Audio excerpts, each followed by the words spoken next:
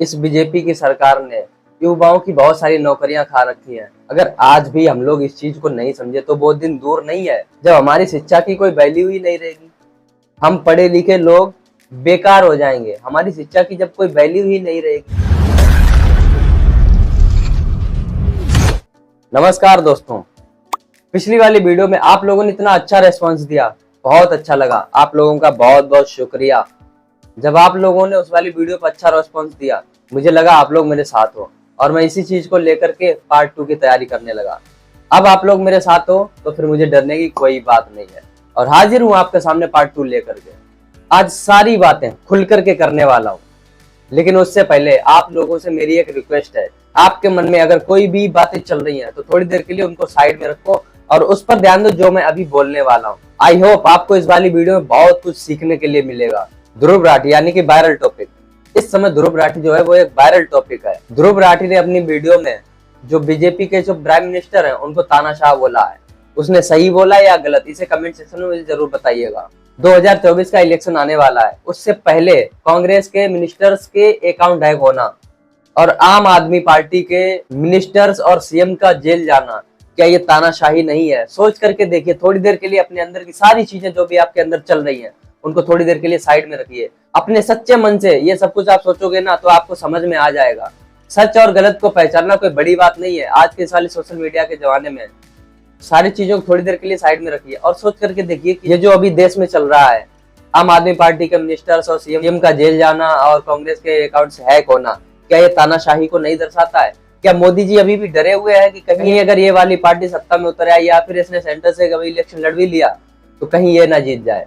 क्या इनको डर था, इसीलिए अरविंद केजरीवाल को इन्होंने जेल भेजा है क्या? मैं किसी भी पार्टी से हेट नहीं करता हूँ, सबसे पहले मैं आपको ये बता देना चाहता हूँ। लेकिन हाँ, जो चीजें देश में चल रही हैं उन पर बोलने का मेरा अधिकार है और मेरा ही नहीं, इस पूरे हिंदुस्तान का अधिकार है। हिंदुस्तान के हर आदमी को बोलने का अधिकार है अगर कुछ भी गलत चल रहा है देश में। ये आप लोगों की जिम्मेदारी, क्योंकि आप लोग ही सरकार बनाते हैं, आप लोग ही वोट करते हैं। आप लोगों को भी पता है कि क्या सही है और क्या गलत है। आप लोग भी अपना वही नेता चुनते हो जो आपके लिए सही हो, जो आपके काम को कर सके। ठीक है, थोड़ा सा और आगे बढ़ते हैं। अब भी वक्त है, सुधर जाओ। अगर अभी भी हम लोग हाथ पे हाथ धरे बैठे रहे तो फिर देश बहुत पीछे चला जाएगा।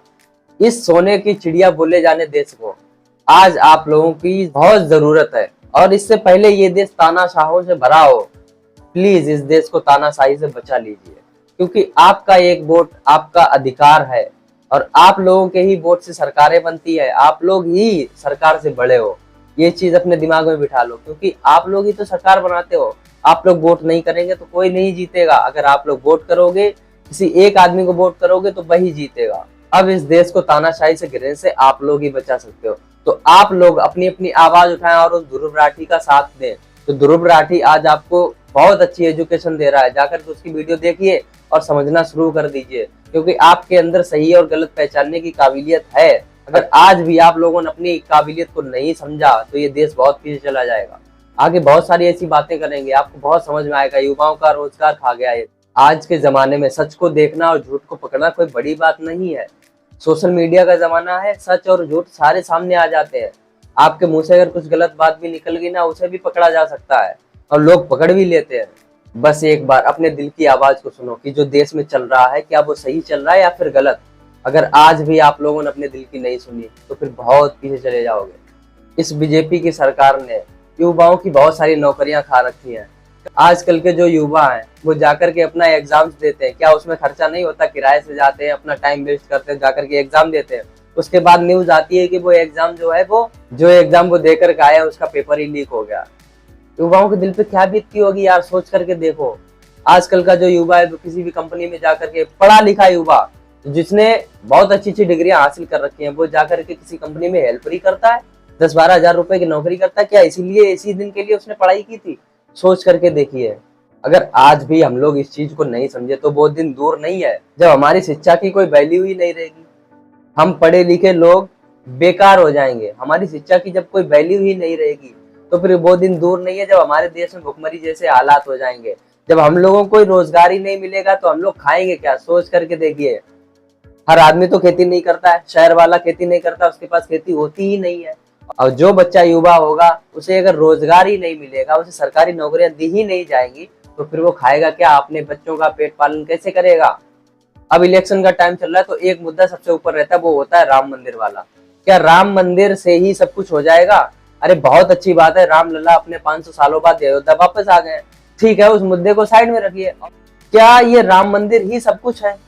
अगले जो इलेक्शंस आएंगे, क्या आप लोगों की जरूरतें रोज नहीं बढ़ती है? क्या आप लोगों की जरूरतें वो अलग नहीं होती है? क्या सिर्फ राम मंदिर ही आपकी एक जरूरत थी? चलो ठीक है, आपको राम मंदिर दे दिया गया, आपका जीवन पालन हो जाएगा? सोच करके देखिए। राम मंदिर से ज्यादा आप लोग ये भी सोच करके देखिए, राम मंदिर से पहले कोविड आया था, कोविड आने से पहले पुलवामा अटैक भी हुआ था, पुलवामा अटैक में हमारे कई सारे जवान शहीद हुए थे। उसके बाद कोविड में ऐसे कई सारे लोगों की डेथ हो गई जिनके कमाने से ही उनके घर का खर्चा चलता था।